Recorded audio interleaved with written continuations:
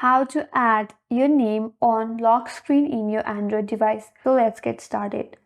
First of all, launch the settings application in your mobile device.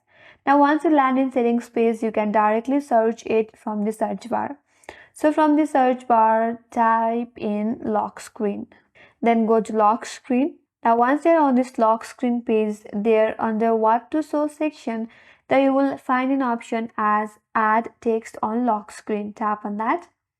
Now here simply type in your name. And once it's on, tap in save option. Now you have added your name on the lock screen. Now if you go back and open up the lock screen in your mobile device, there you will be able to find your name.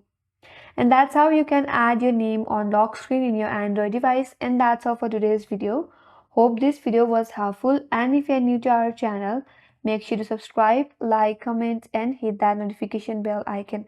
Thanks for watching, and I will see you on next video.